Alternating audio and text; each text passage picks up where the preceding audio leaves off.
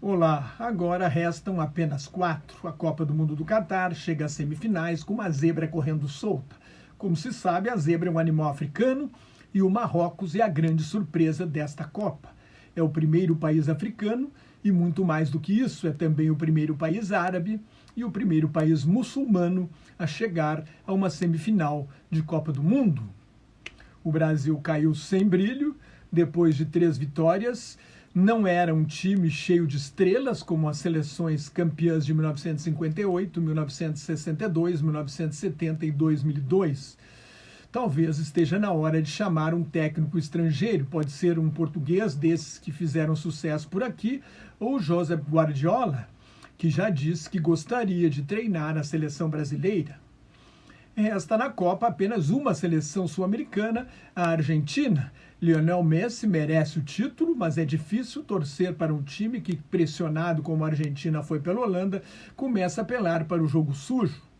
Lamentável a picardia, a falsa malandragem argentina. A Argentina pega a Croácia, que recuperou sua independência em 1992, depois de 900 anos. Era a praga do rei Demétrio Zvonimir. Sentindo-se abandonado antes da morte, abandonado pelo seu povo, antes da sua morte em 1089, o rei alertou que durante 1000 anos os croatas não seriam governados por um croata.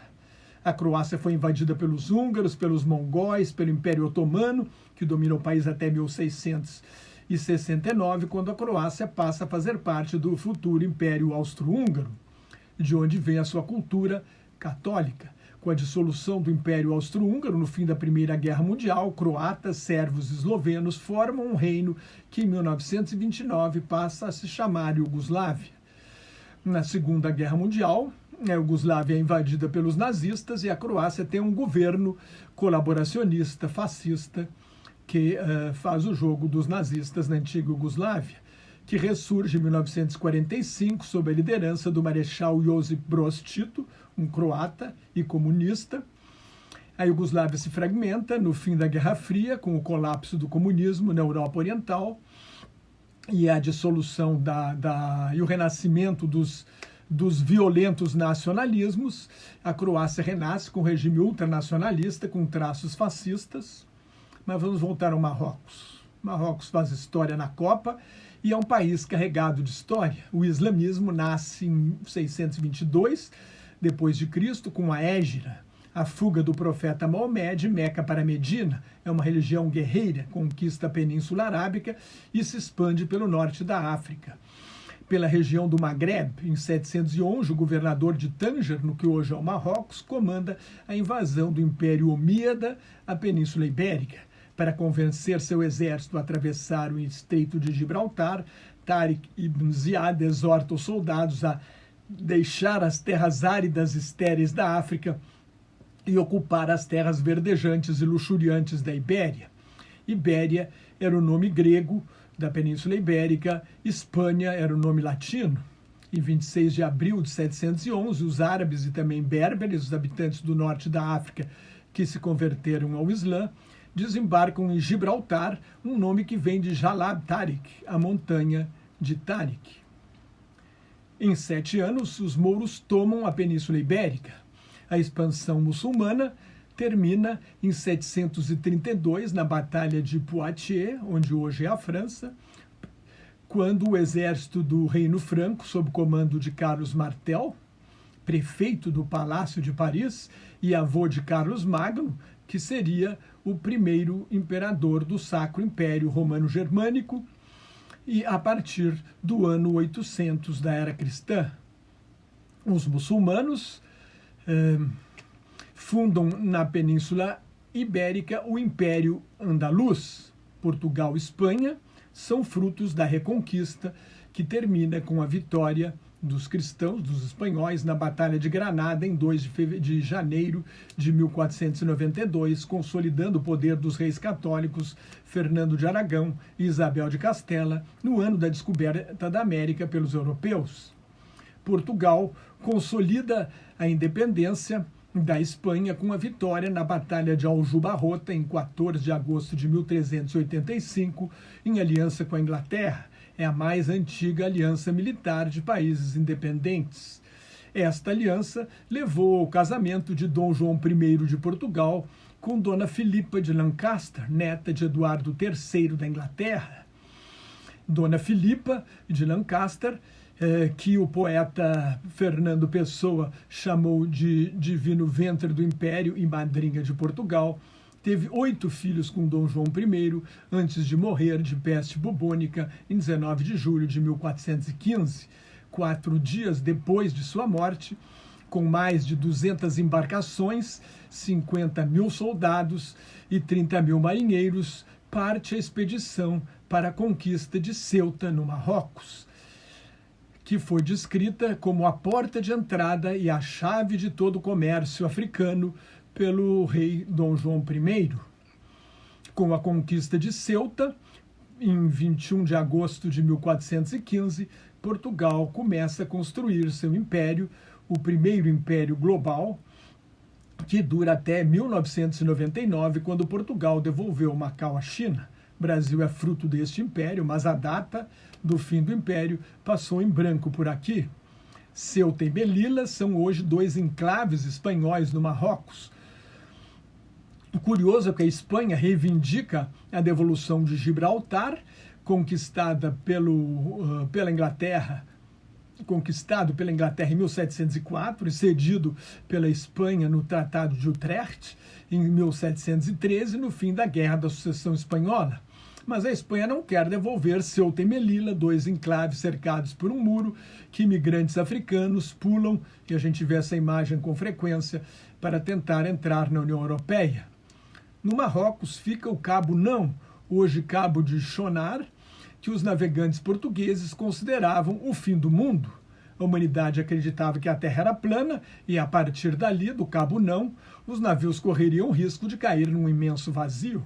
Em 1417, uma frota enviada pelo infante Dom Henrique viaja 290 quilômetros além do Cabo Não, vai até o Cabo Bojador e acaba com o mito do fim do mundo.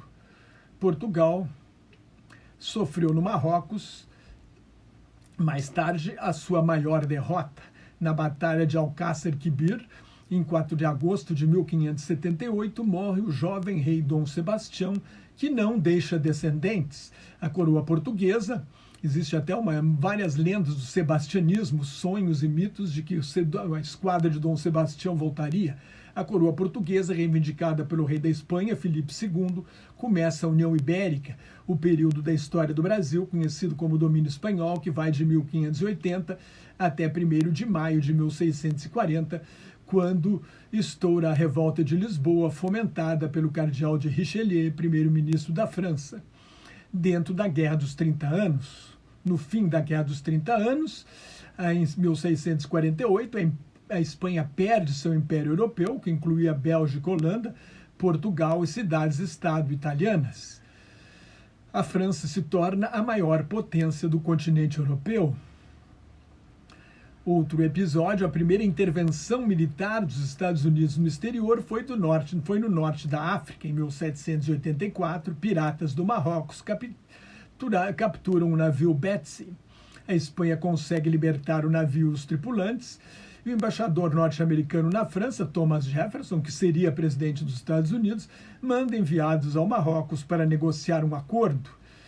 Com este acordo, os piratas marroquinos pararam de atacar os barcos norte-americanos por um tempo, mas não evitou a Primeira Guerra da Barbária, que incluía 3 províncias do Império Otomano no norte da África, Argel, Túnus e Trípoli, hoje Argélia, Tunísia e Líbia, e o Sultanato Independente do Marrocos.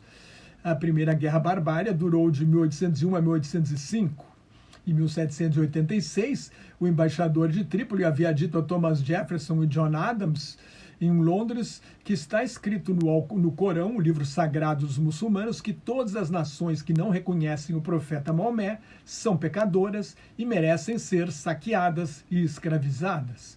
Entre os séculos XVI e XIX, mais de 1 milhão de europeus foram capturados por piratas da barbárie e vendidos como escravos, de certa forma, uma vingança dos africanos pela escravidão.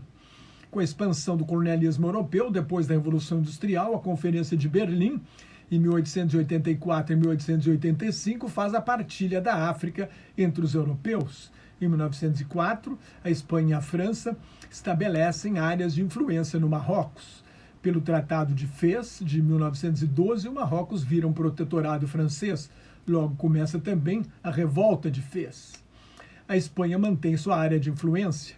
Em 2 de março de 1956, 1 ano e 4 meses depois do início da Guerra da Independência da Argélia lutando contra a França, o Marrocos recupera a sua independência. A França concede a independência do Marrocos.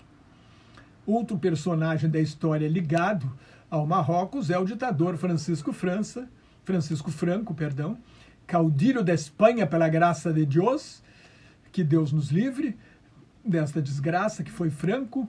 Ele vai para o Marrocos em 1912, onde faz uma carreira militar brilhante. Quando começa a Guerra Civil Espanhola, em 17 de julho de 1936, Franco está nas Ilhas Canárias e viaja para o Marrocos, onde estava baseado um dos exércitos espanhóis mais poderosos.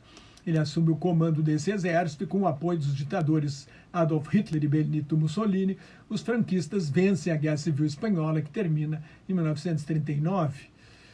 A Espanha de Franco fica neutra na Segunda Guerra Mundial e assim ele governa o país até sua morte em 20 de novembro de 1975.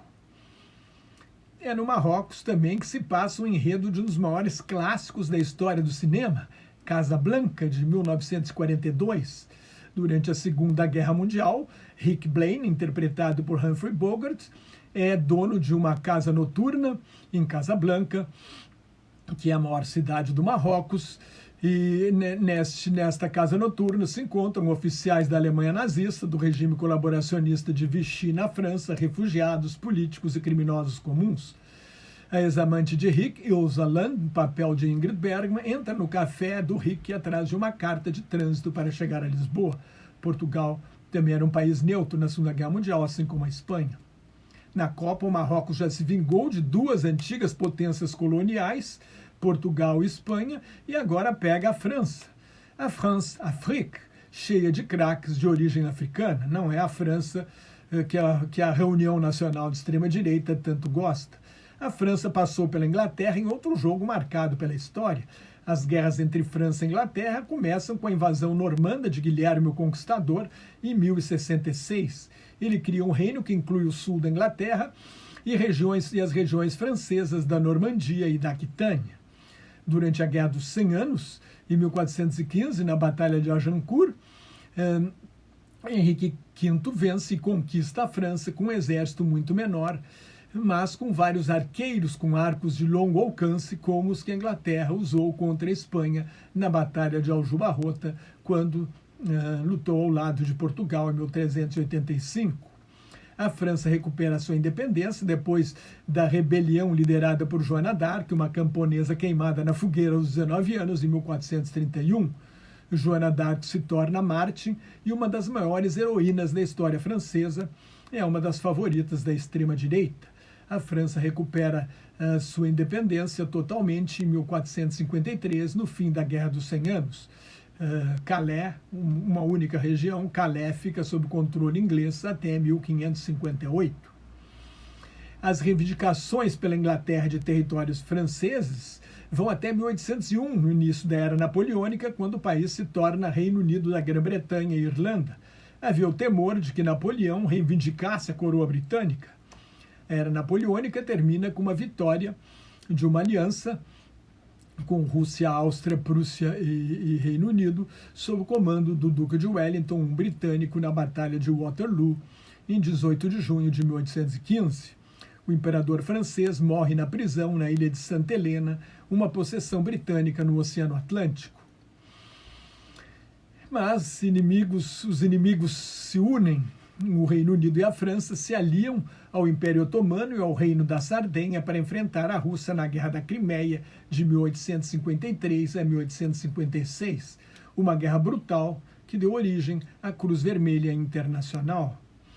Em 8 de abril de 1904, 838 anos depois da invasão normanda, a França e o Reino Unido formam a Entente Cordiale, se tornam aliadas e lutam juntas nas duas grandes guerras mundiais contra a Alemanha, que se torna, de certa forma, a grande inimiga dos dois. Mas o velho inimigo da França é a Inglaterra. Se você gostou, assine meu canal no YouTube, leia o meu blog Globalização em Crise, me siga no Twitter, no Instagram e no Facebook, onde colaboro com o Grupo Quarentena News. Muito obrigado e até mais.